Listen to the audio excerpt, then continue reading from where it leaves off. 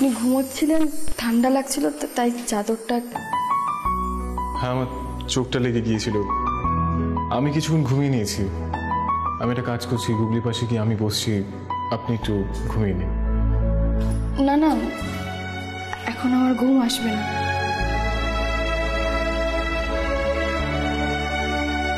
Coffee খাবেন?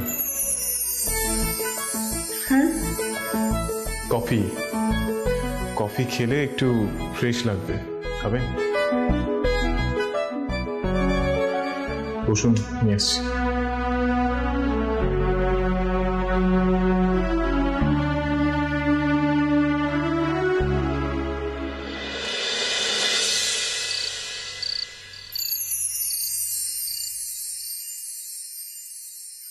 নিন।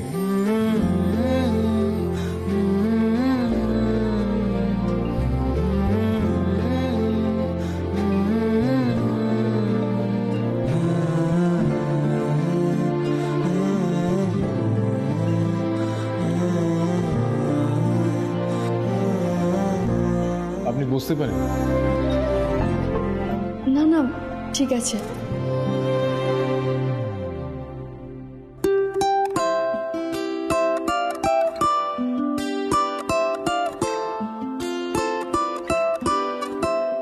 মাটির রং তুলি, পুতুলের শাড়ি মেখে দিই গায়ে আদুর আদুর, সারাদিন জুড়ে বাবার আড়ি চুপি চুপি রাখি বুকের ভিতর, যেখানে আমি থাকি জানলা খুলে রাখি, আসে চাঁদ রাতে রোজ রোজ। বলছিলাম কি, আমাদের জন্য আপনাকে অনেক অসুবিধায় পড়তে হলো না?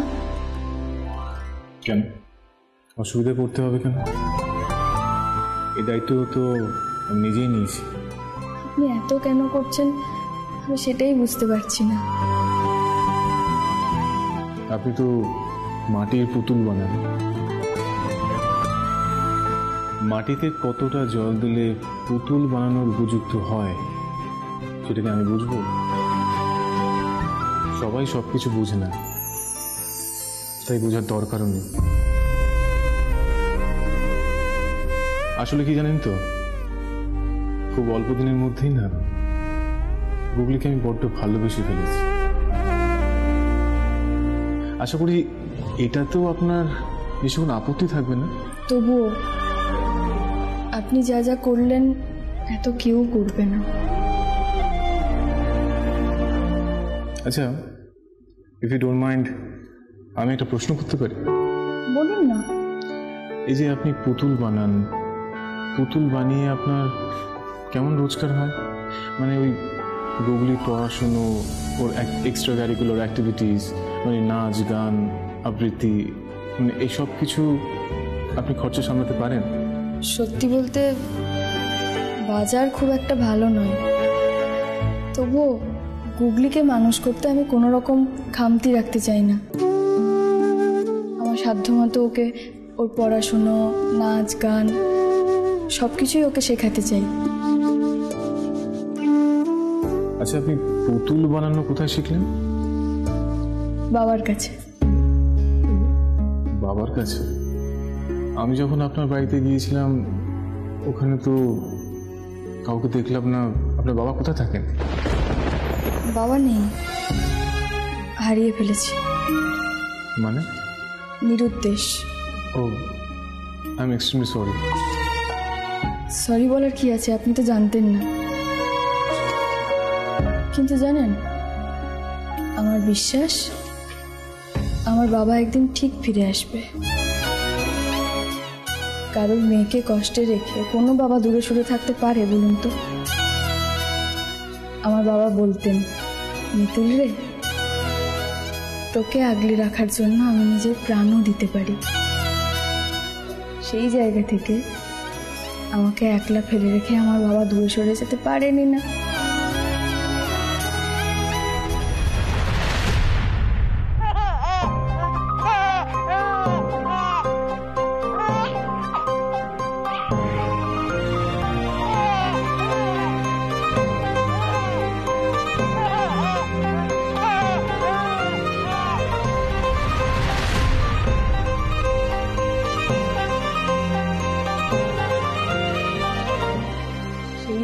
আমি বলি যে আমিই তোর বাবা, আমিই তোর মা। সত্যি কথা বলুন তো, বাবারা যেভাবে সন্তানদের... কোথায় যাচ্ছিলেন বাবু? জুনিয়র ডাক্তারের সাথে কথা বলতে। গুগলির এখনো কেন জ্ঞান ফিরছে না সেটা জানতে হবে।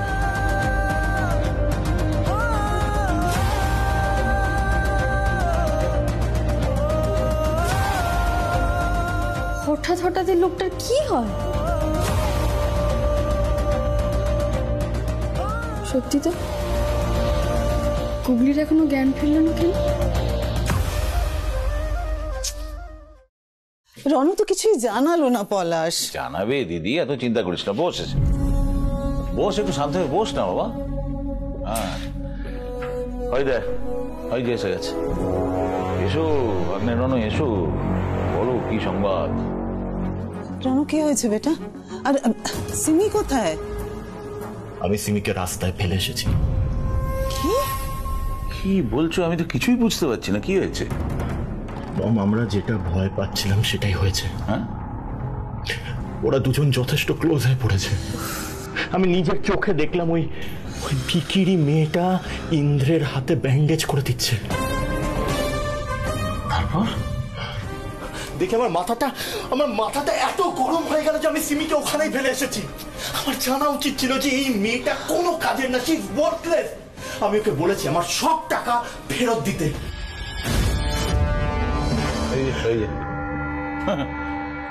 There she is. রনু, আমি তোমাকে... You just shut up! You just shut up, Simi. আবার তুমি এখানে এসেছো। তোমার কোনো লজ্জা নেই না?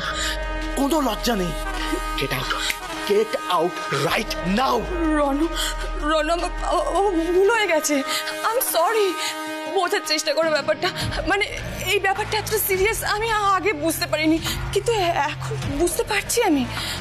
মানে আমি তোমাকে প্রমিস করছি, ইন্দ্রকে আমি আমায় বিয়ে করতে বাধ্য করব। তোমার প্রমিস তুমি তোমার কাছেই রাখো তো।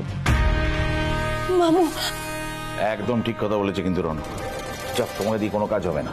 আর হ্যাঁ, এতদিন যত টাকা নিয়েছো গুনে গুনে সমস্ত ফেরত দেবে মামু, আমি সুদ সমেত। ঠিক আছে, যাও।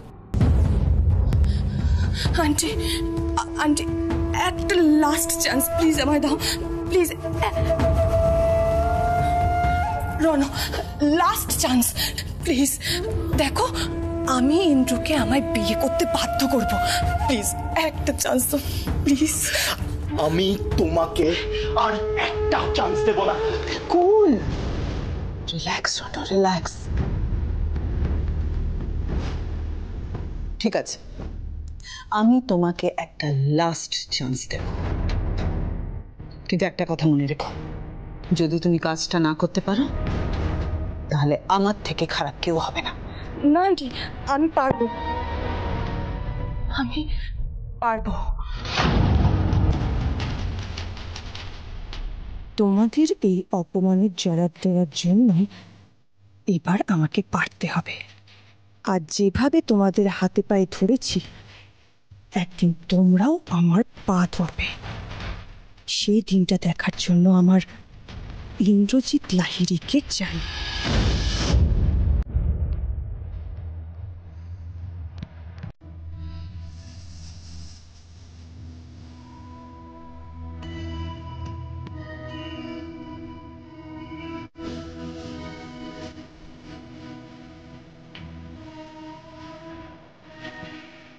আমার কেন তো অসহায় লাগছে।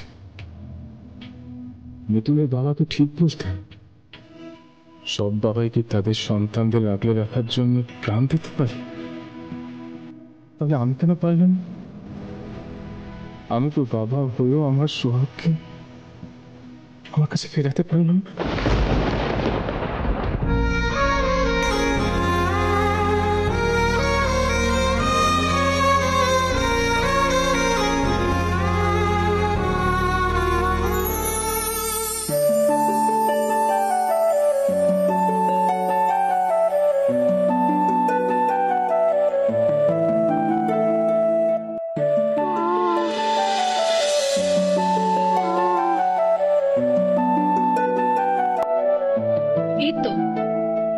সেন্স ফিরে এসছে। বলেছিলাম না এত ভয়ের কিচ্ছু নেই।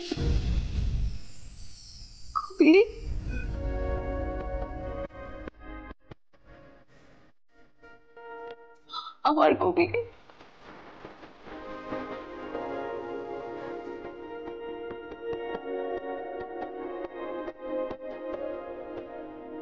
ইন্দ্রবাবু,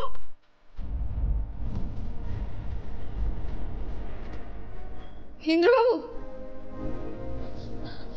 আমার গুগলির জ্ঞান ফিরেছে।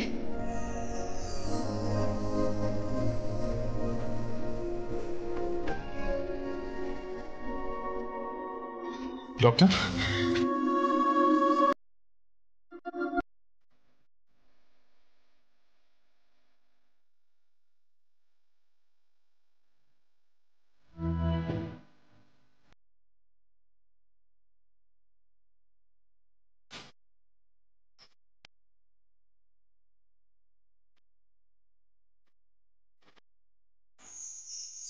যাক, অন্তত গুগলির বেলায় আমি হেরে যাই। গুগলিকে আমি সুস্থ করতে পেরেছি, ওকে ফিরিয়ে দিতে পেরেছি ওর মায়ের কোলে।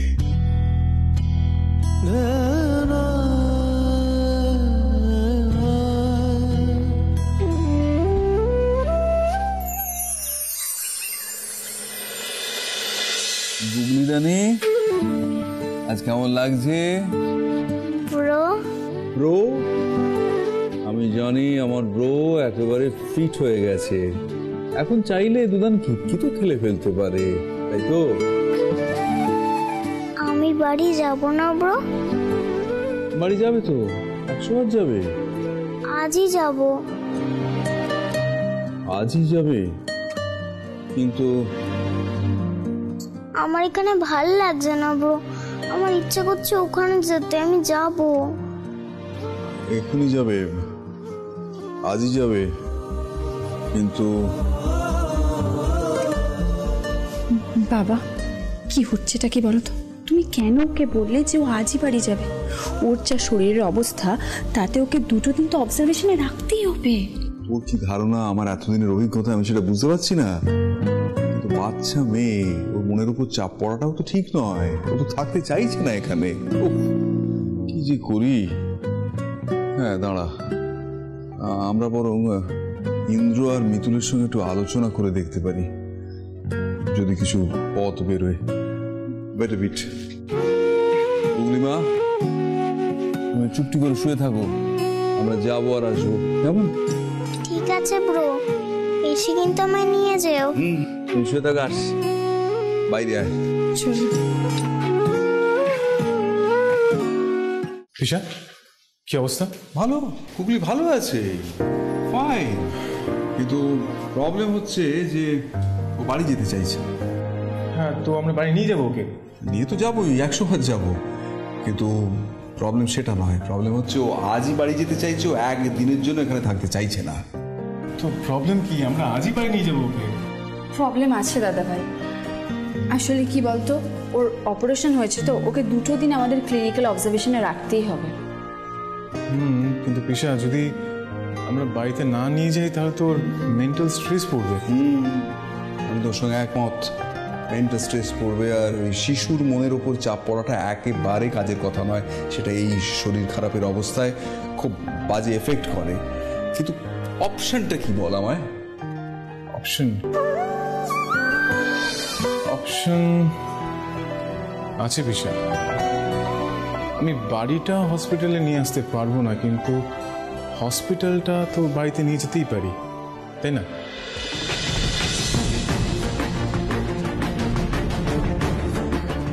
গুগলির জন্য হসপিটাল সেটআপ বাড়িতেই যাবে। কি বলছেন ইন্দ্রবাবু?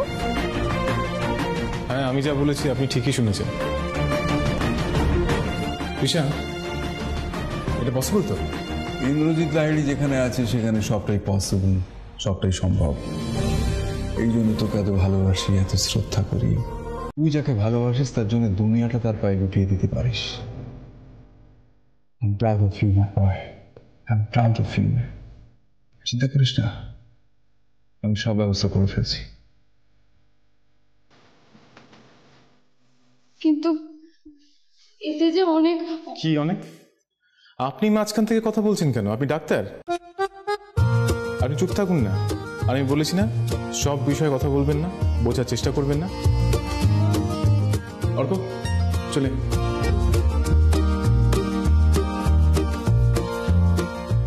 কলি দিদি, উনি আবার আমায় অপমান করে গেলেন না? আসলে দাদা ভাই বাইরে থেকে ওরকম, কিন্তু দুনিয়ার সব পাগল এক হওয়ার কম্পিটিশন আমার দাদা ভাই চান। আর মিতুল, বাবা ঠিকই বলেছে, দাদা ভাই যাকে ভালোবাসে তার জন্য আকাশের চাঁদও এনে দিতে পারে। তুমি এত চিন্তা করো না, দাদা ভাই যখন গুগলির দায়িত্ব নিয়েছে, গুগলির কিচ্ছু হবে না। তুমি তোমার মেয়েকে সম্পূর্ণ সুস্থ করে বাড়ি নিয়ে যেতে পারো।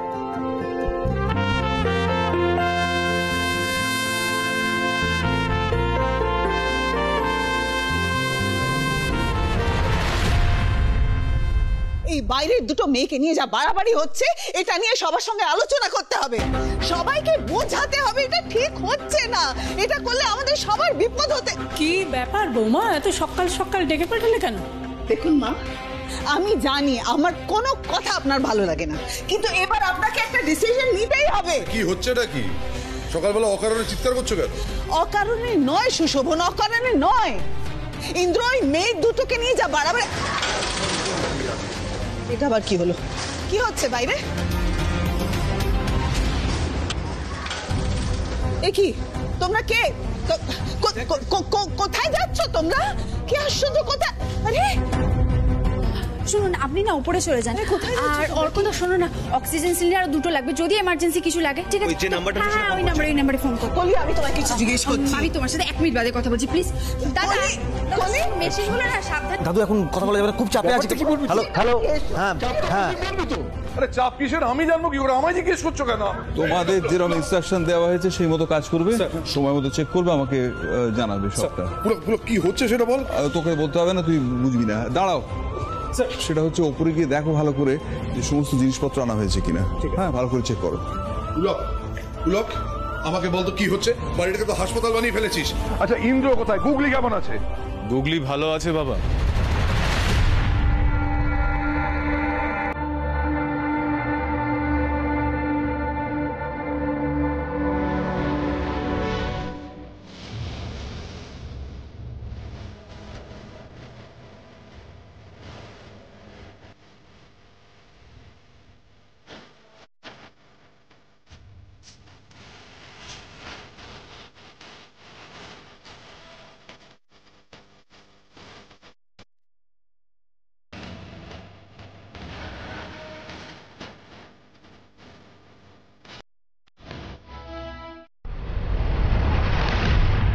হচ্ছে কি এসব?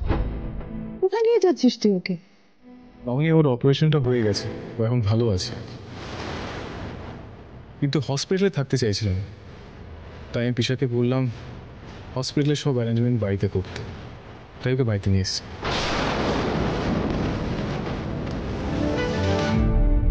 ও এই ব্যাপার।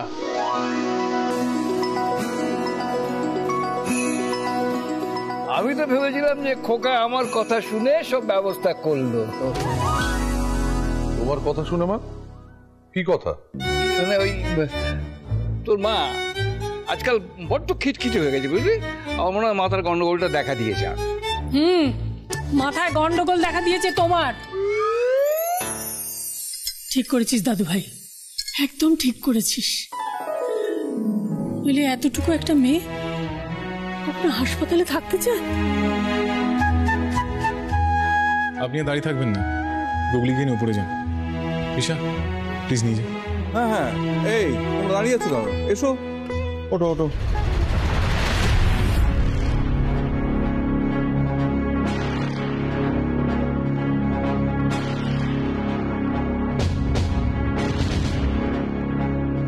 জল মাথার উপর দিয়ে বইছে রে দিদি, এক্ষুনি যদি আটকাতে না পারি সেই জলেই কিন্তু ডুবে মরতে হবে।